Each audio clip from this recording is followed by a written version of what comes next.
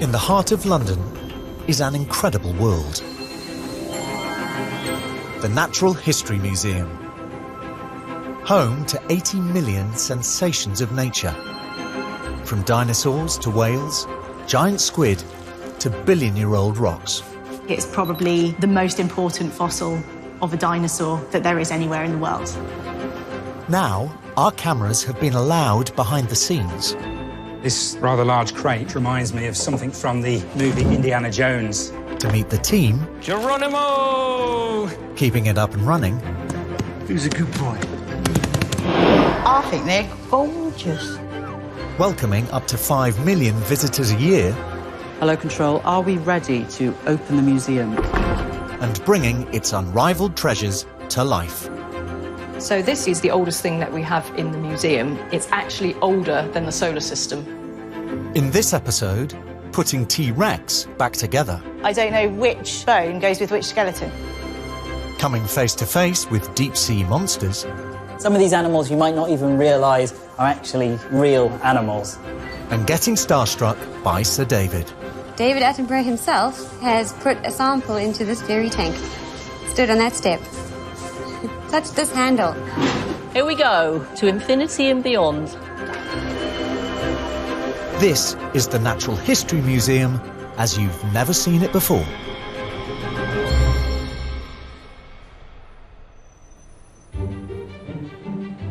The Natural History Museum is one of Britain's top attractions. Every year, millions of visitors flood in to get up close to the giant skeletons and exotic creatures that fill this world-famous site. But of the thousands of extraordinary exhibits, by far the biggest draw are the dinosaurs. From prehistoric bones to man-made models. If something goes wrong in this gallery, it's a big problem. And today, it has. The most popular dino of them all, the robot T-Rex, has developed a fault and needs urgent attention. We want to get the tail off and have a look at this cylinder in here that we think's squeaking. We've not come across this before. Technicians Glenn and Alex have been called in to try and fix T-Rex's tail, which is making a worrying rattling noise. Need to give it a little squirt. It's not the first time T-Rex has gone wrong. 6 months ago, there was a problem with his head. T-Rex was shaking his head violently. It was completely out of control. The body was shaking. I mean, it was head-banging. For young kids, this is terrifying. Yeah, pretty dramatic. He kept that up for the best part of an afternoon before somebody told us about it. Because this thing weighs a couple of tons, it caused a little bit of damage elsewhere. Until Glenn and Alex can get to the bottom of the rattle, T-Rex is off limits. Let's get the tail down, which is the position we've got it in now, and we'll slip the rubber off. Okay, slide it off. Okay? It brings a lot of pleasure to a lot of people and terrifies them. Children come around this corner and are terrified, they scream. It's great for that. When the T-Rex isn't working, we get lots of bad press from the parents and lots of crying children. Mind your head, Glenn. With T-Rex turned off whilst they figure out what's gone wrong, they take the chance to give him a top-to-toe MOT. The eyes are looking okay. It's mainly the eyelids wear out more than the eyes. His giant jaws make him a target.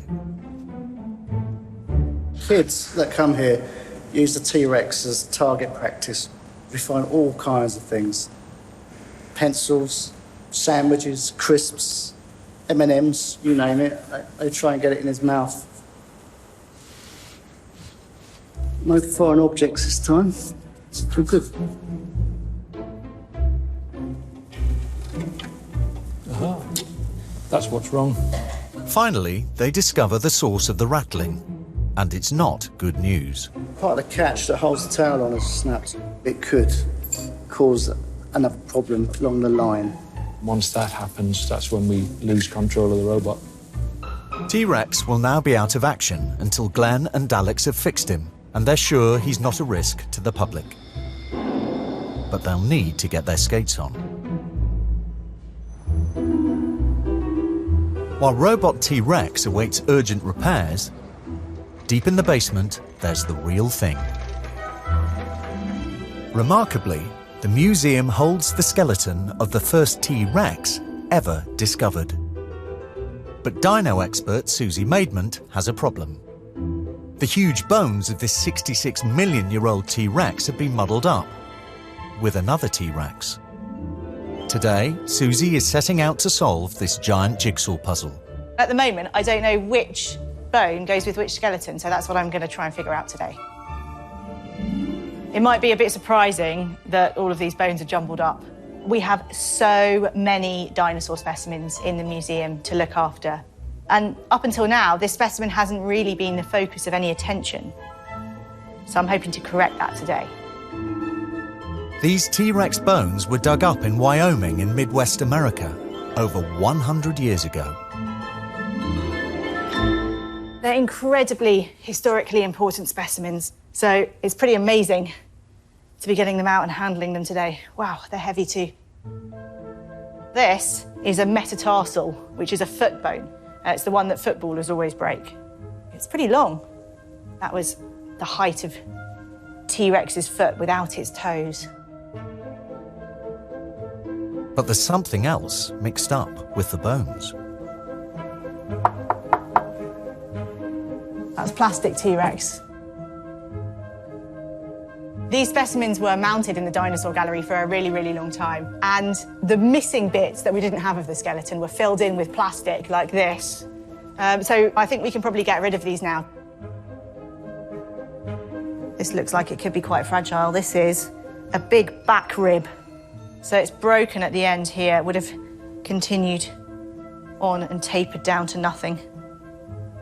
The ribs can be really, really fragile because they're so narrow and they've been around for 66 million years. So they can just collapse under their own weight. So sometimes you have to be super careful with them. This is the lower jaw. Oh, there we go, look at those. Massive teeth. It's these teeth and this jaw that give the T-Rex its fearsome reputation. Can you see these stake-like knife serrations that would have allowed the T-Rex to cut through flesh? The idea of being chased and eaten by a T-Rex, oh, it's terrifying. It had a bone-crushing bite and these massive teeth would have chomped through most of the other things that were alive at the time. 3 hours later, and 66 million years after they were alive, Susie has sorted one T-Rex from another. This is maybe a half of a T-Rex that we have here. All of the neck and the back. Haven't got much of the tail by the looks of things, but its bones are in pretty good nick. I actually really enjoy having a good tidy up of the collections. I don't like mess. I have a very clean house. I like to have a very clean collection as well. Coming up, we discover the museum's gruesome underwater world. This is the tentacle of a colossal squid. And the most daring mission the museum's ever undertaken. No one's ever done a project like this before.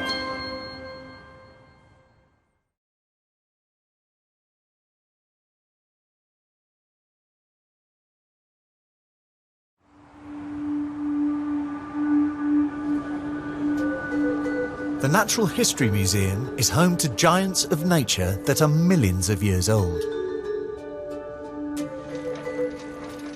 But behind the scenes, experts are busy on cutting-edge projects for the future. Lyndall Pereira is working on one of the most ambitious missions the museum has ever been involved in. Called the Darwin Tree of Life Project, its aim is simple but staggering: to collect and store samples of every one of the 60,000 species of plant, animal and insect that's alive in the British Isles today. So what we're trying to do with this project is get a tissue sample from every single species in Britain. 200 years ago, they had to collect the entire organism and store them in museums like this. And now, We can learn so much from such a tiny sample. Here, in one of the most high-tech parts of the museum, is a tank of liquid nitrogen, where the samples will be stored at minus 200 degrees. This tank can fit 60,000 of these tubes. So there's enough space to fit one sample for every species that you can find in Britain. We're taking the DNA from these organisms that will stay in here safely for the next 300 years at least. And we can learn so much from them. David Attenborough himself has put a sample into this very tank. Stood on that step. Touch this handle. This tank is a Noah's Ark for the 21st century, with its samples of every living thing in Britain. It's going to take at least another 10 years to fill, but it's a race against the clock. We're losing species at a faster rate than we can even discover them. So we need to find them and learn as much as we can about them if we have any hopes of saving them in the future. No one's ever done a project like this before. It's going to be a big challenge. We have about 1,000 species in this tank so far, so we have 59,000 still to go.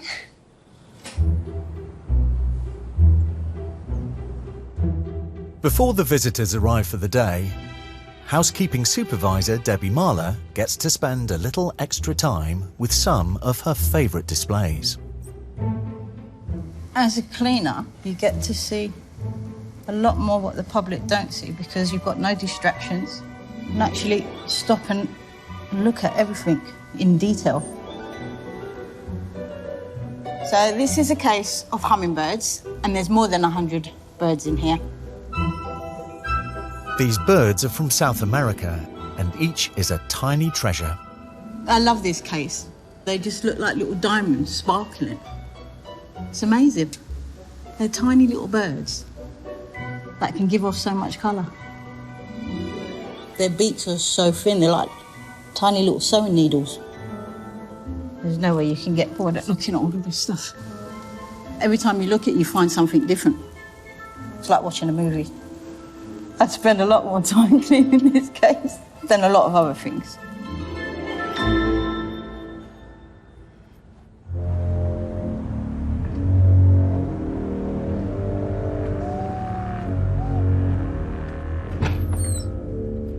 In the far corner of the museum, there's an area where only those with the strongest of stomachs will venture. John Ablett is one of those in charge of this mysterious world. This next room holds some of the most amazing, bizarre-looking creatures that you've ever seen. Some of these animals you might not even realise are actually real animals. And we call this part of the museum the tank room.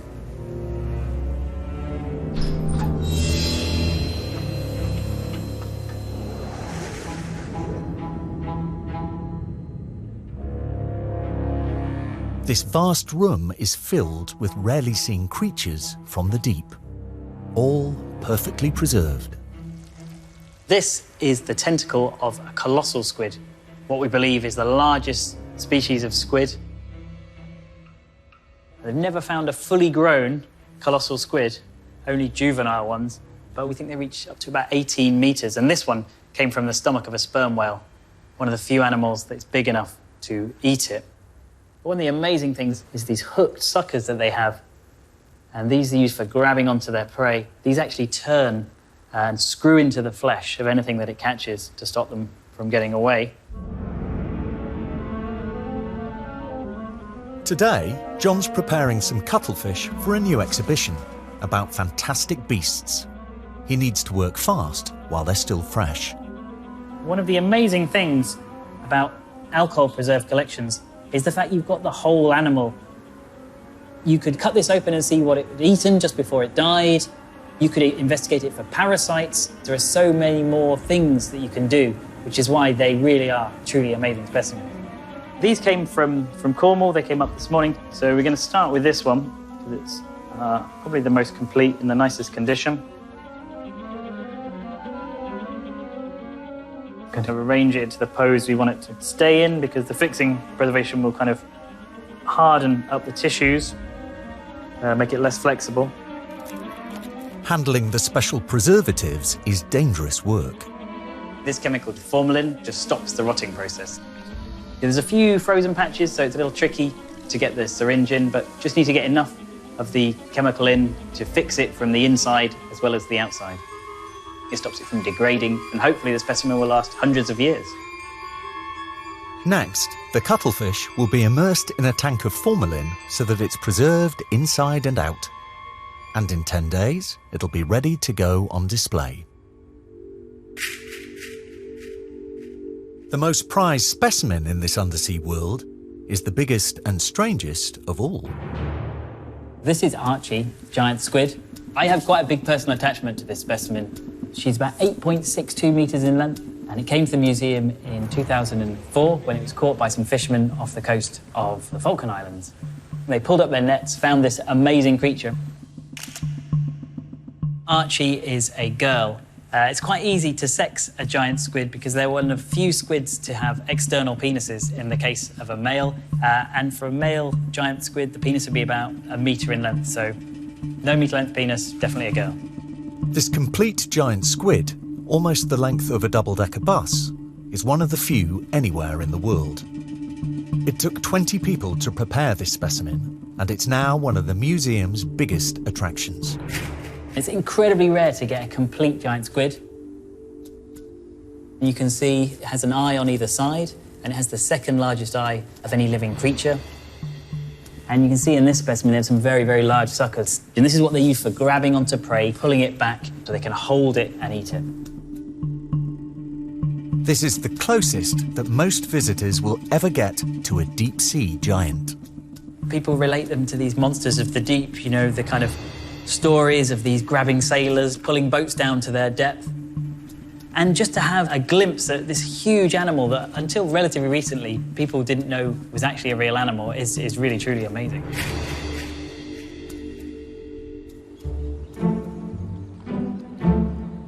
In the heart of the English countryside, Hever Castle in Kent was once home to Anne Boleyn, the second wife of Henry VIII.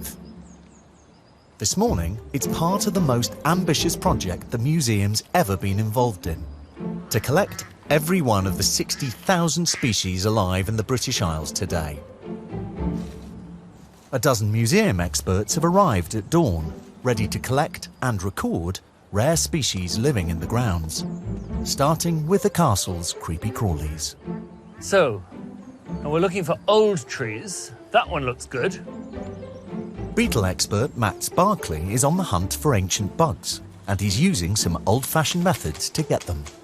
I'm beating this oak tree because oak trees support probably more species of insect than any other species of British tree. There's about 15 or 20 different species of insect on this beating tray, so where did that go?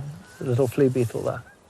Some of these trees are at least a couple of 100 years old, and there's probably been a kitchen garden here since the castle was built, so there will have been a succession of trees, and the beetles associated with the trees would have passed down from generation to generation, so they will be able to trace their lineage back to the Tudors.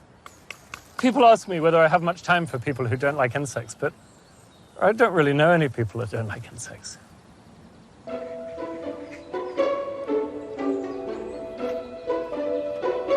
But while Max is beating trees, some of the team are still struggling to get started. You've got to pull it out. It should just come.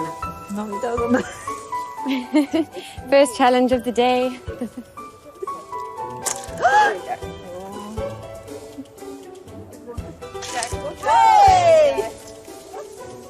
How are we going to manage the trestle tables? It's the next challenge. Project leader Lyndall Pereira will make sure all the specimens collected today are identified and recorded on site. That's if they can get the kit working. Do we have power? Yes, we do. Here we go. Station's ready. These samples must be flash frozen so they can be rushed back to the museum for DNA analysis and permanent storage. But that means getting their field equipment to sub-zero temperatures. This is dry ice. This is where the specimens will come. This is like the flash freezing point in here. and it's minus 80, so super cold. Today, the team are searching for the smallest creatures to be found in the castle grounds, because they're the most important. The big animals are wonderful and charismatic, but in terms of what they actually do for us as humans, I don't think it can compare to what insects do. For the team, any changes to these small creatures could mean big trouble ahead. Insects are like the canary in the coal mine. They warn us of environmental change. And when insect populations start to change, we should take notice, because sooner or later those changes will go on and affect other animals like ourselves. The team are hoping to catch as many new specimens as they can. For the day to be a success, they need to find specimens that haven't yet been stored in the museum's giant tanks. The gardens have been untouched, so to speak, for about 100 years or so, some of the parts anyway. So I think that there's a good chance that we'll find a lot of things you wouldn't find anywhere else.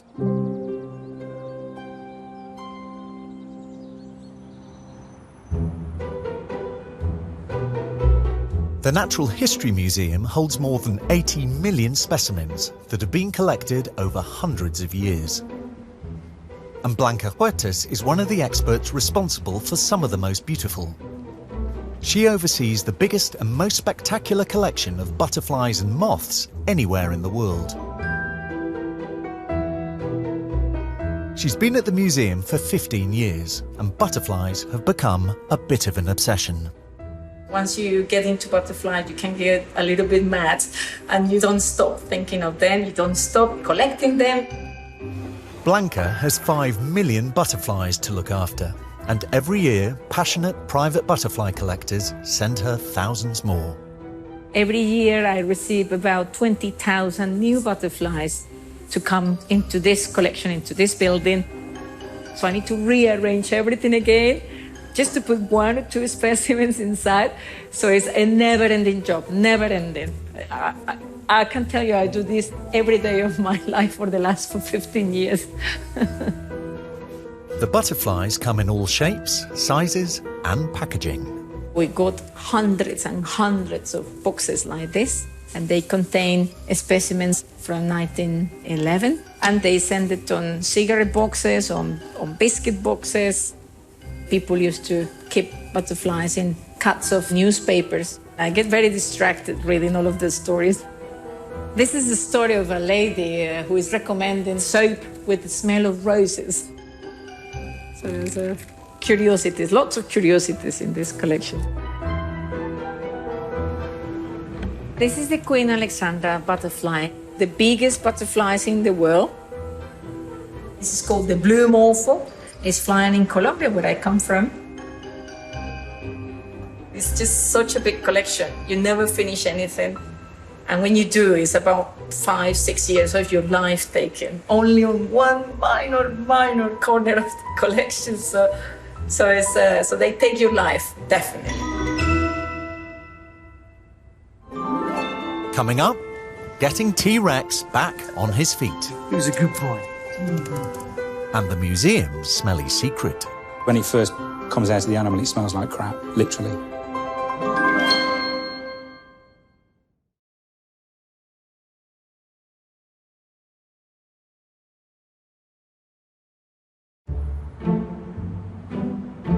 The Natural History Museum is in one of the richest neighbourhoods in Britain.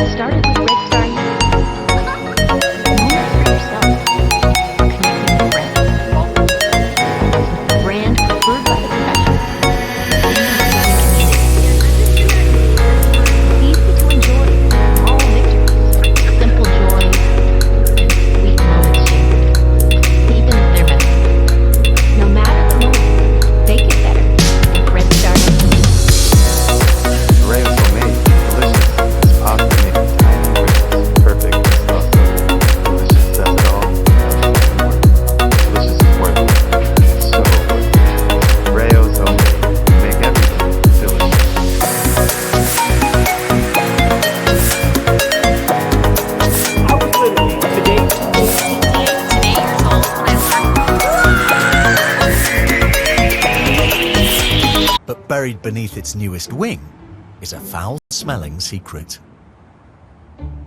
100 years ago, huge dead whales were brought to the museum to rot in specially dug shallow graves called whale pits. Once they'd rotted, their skeletons could be added to the collection. Whale expert Richard Sabin knows all about them. These were huge holes in the ground, full of sand. You put your specimen into the sand, cover it over, leave it for a year or so. The bugs and the beetles come along and they do their business and they munch away at all the soft tissues. And after about a year, you actually end up with something that looks exactly like this wonderful photograph. It does generate an awful lot of smell. And with the wind in the right direction on a nice warm summer's day, you get complaints from the neighbours. And unfortunately, living in South Kensington, working in South Kensington, probably not the best place to be burying partially decomposed whales. There were quite a few complaints, and I think that's probably one of the reasons why, along with the Second World War, that the practice stopped. And there are a few more surprising secrets from these gentle giants. This 100-year-old waxy lump might not look like much, but it's from a sperm whale's intestines and is extremely rare. You'll smell it before you see it. Known as ambergris, it's been used to make perfumes for centuries, and a piece this size would have been worth thousands of pounds. This used to be more valuable than gold. Can you smell it yet? It's a really unusual material. It's basically made up of the parts of the animals that the sperm whale eats, things like squid. When it first comes out of the animal, it smells like crap, literally. Once it emerges from the sperm whale, it floats to the surface of the ocean, and then the waves start to wash away that horrible kind of fecal smell, the poo smell that it has. These lumps can float on the surface of the ocean for months or years before they wash up on beaches and are found by people. It has quite a pleasant, sort of musky, slightly sweet odour. I love the smell, I really do. Ambergris was also loved by royalty. There was a recipe that was a favourite of King Charles II, and it was lightly scrambled eggs with shavings of ambergris. Very unusual, highly acquired taste, I should imagine. Richard has spent the last 29 years in charge of the museum's huge and popular whale collection. I think one of the things that really makes whales fascinating for people is the fact that they are so unseen, unknown, mysterious. For centuries, millennia even, these huge creatures have been such a surprise when they appear on our beaches. They suddenly appear from their world into our world.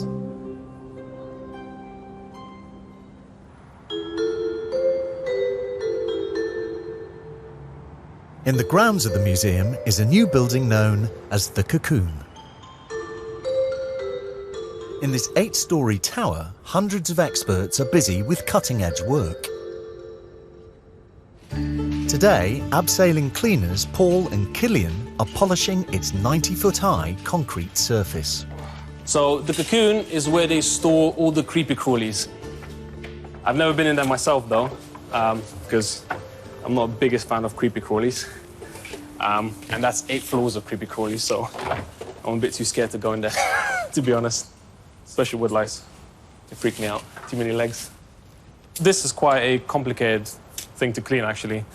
It looks really nice. It's an interesting building, but I feel like the architect forgets the guys cleaning it sometimes. It would be really convenient if they painted it a different color, a bit darker.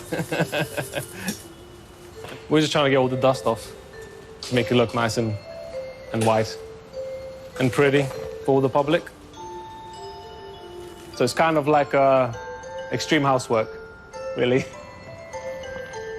Geronimo!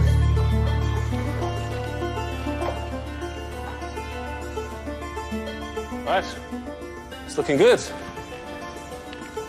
Looking nice and white again.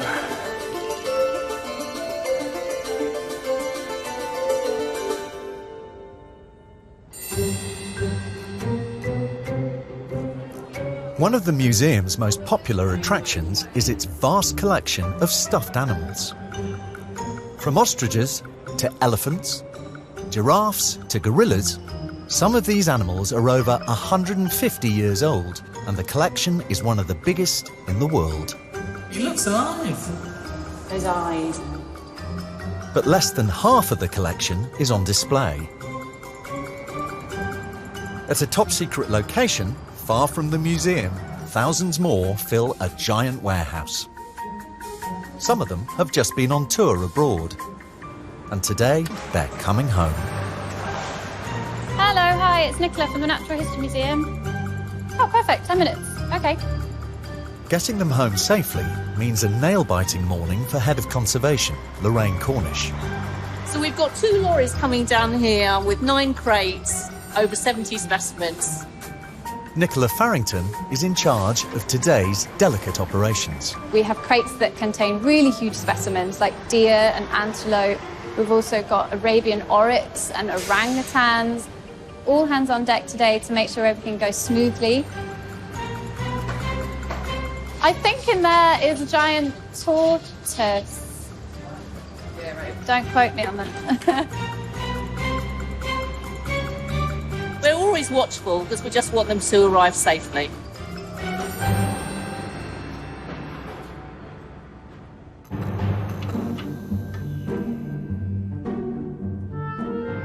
The museum's stuffed animal storeroom lies behind locked doors. Lorraine is one of the handful of people with access to this hidden world. You put the lights on, everything is still, but suddenly all the eyes are there, just looking. And it's a complete treasure trove for anyone who gets the opportunity to come and see behind the scenes. People who are fortunate enough to come into this space, and there aren't many, are always completely amazed. It's a world of wonder. They've all got their charm. Some more charming than others, possibly. This one always amuses me. You've got the fangs coming out here. Looks cute, but also menacing all at the same time. This probably stood in a Victorian parlour or something. You can see the wire, so where the claws are gone. He looks to me like would have been holding a tray or something. So just hiding round the corner, literally, because they're too big to go on any shelving. We've got some giraffes just hanging about, and I like to come and see them. It makes me feel quite small when I stand next to this one, but it is rather lovely. I like to come and stand amongst them. It's quite calming. To Lorraine's eagle eye, this world-renowned collection is more like a stuffed animal's A&E. I mean, everything I look at, I want to treat. Bit of a split bottom situation. This one, oh, just looking over and saying, pick me, pick me. There was a bit of literal jaw dropping on this one. So they've just improvised, and they've done a bit of a crepe bandage just to kind of hold everything together. But there's one type of creature that's never welcome inside the secret store. Pests are our enemy number one when it comes to protecting the collections. You don't really see them, but if they get in and they start eating their way through a collection, there's nothing left. So we have to be vigilant, we have to be on it, and it's just a war. These stuffed animals returning today can't just be unpacked, they need to be quarantined in case they've brought back any unwelcome visitors. What we do is we put them into freezers, take them all the way down to around -30, so we can make sure that anything that has come back, little pests, little beasts on the taxidermy, will not be alive when we take them into the storeroom. With 70 specimens returning today, it's a squash and a squeeze to get them into the giant freezer. A bit like a jigsaw, isn't it? We've got an orangutan coming after us now. There's a troublesome tuna that I'm quite fond of. That's one I want to look at. It's now 72 hours of deep freeze before Lorraine and Nicola can see whether their animals have returned home safe. Can't wait to get into the crates. We've got to wait for a few days for that.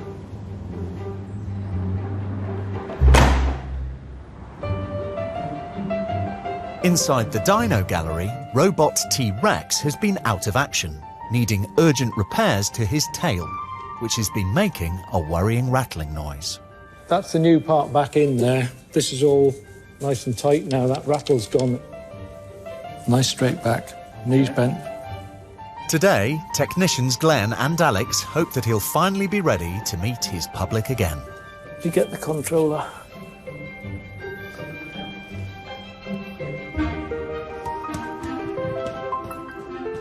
Mind your back. Who's a good boy? We'll have the audience back in the next half an hour. A lot of smiling faces. It's always a good thing. With his tail firmly back in place, Rexy is back up and running. This is one of the better things to repair. There's immediate thanks.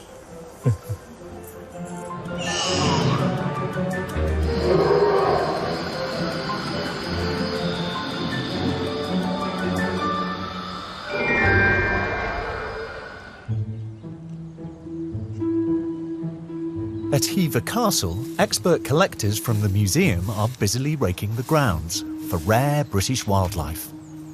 It's part of a unique nationwide project to make a record of every species alive in the British Isles today. All the grass here is just absolutely full of insects and spiders. Got tons in here. Insect expert Gavin Broad has just found a rare wasp.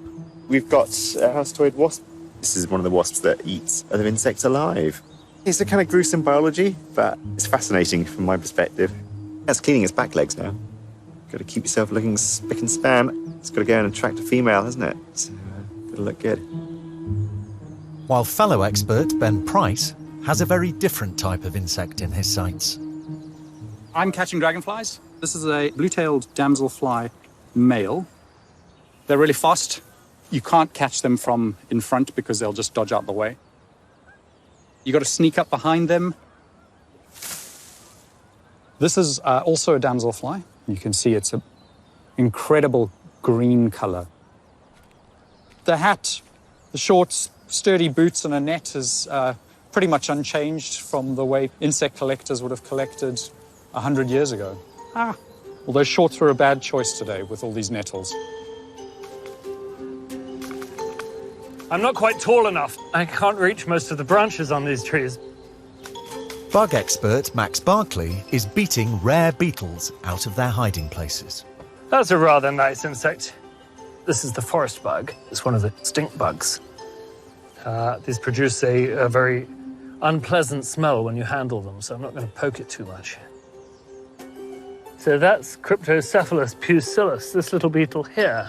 I bet we haven't got one of those on the project.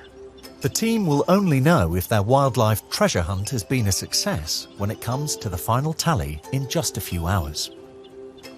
There's more than 20,000 species of insect in the UK, and it's always exciting for me when I see something that I've never seen before. Coming up, we find out if the stuffed animals are still in one piece. There's not often that you can say you've looked into an Orangutan's orangutan's armpits. And an incredible new find on the Great British Bug Hunt. Oh, wow.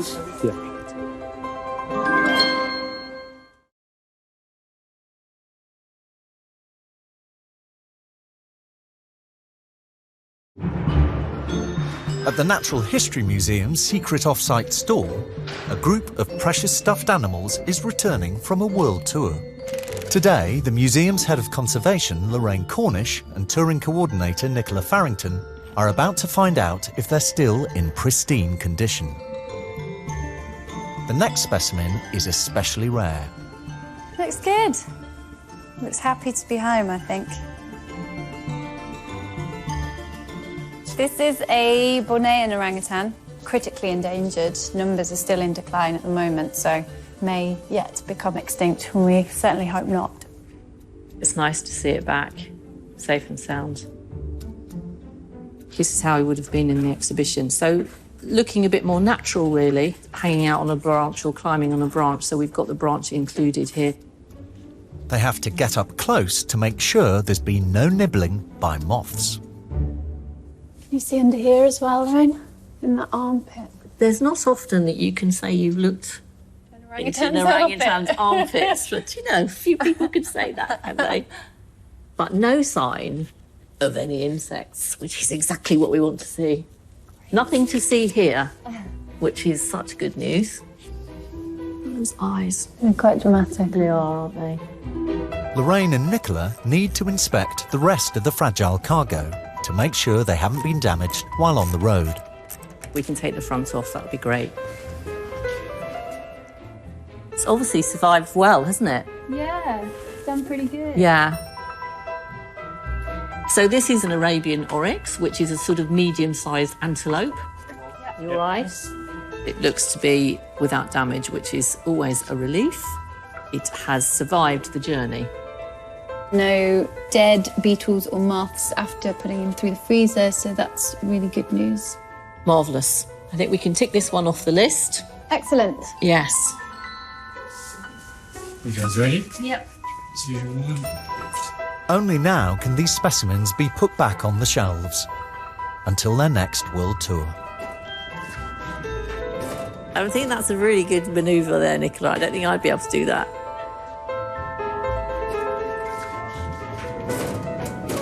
So he's happy where he is then? Yes, very happy. Great. He looks fine, and it's nice to see him back in the store for now with all of his primate friends. So he'll be very safe here.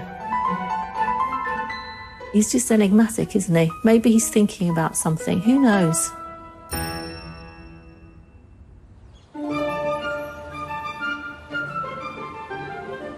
It's the end of the day on the Great British Bug Hunt. And the moment of reckoning for the museum's team of collectors.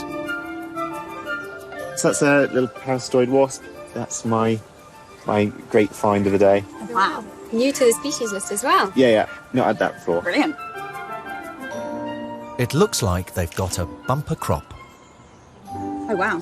Yeah, it's a Very dragonfly. Very Okay, cool. right, let's put them in. Splash freeze. I think that was a pretty good haul. There we go. Ooh.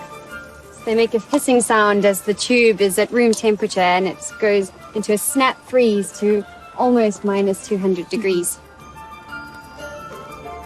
So, Laura, we've got quite a lot of bugs here and beetles, and hopefully some of those are going to be useful for you. Hey, fantastic. We've managed to find quite an exciting selection of insects, and I'm absolutely sure this will be the first time that anybody's sequenced the DNA from these species.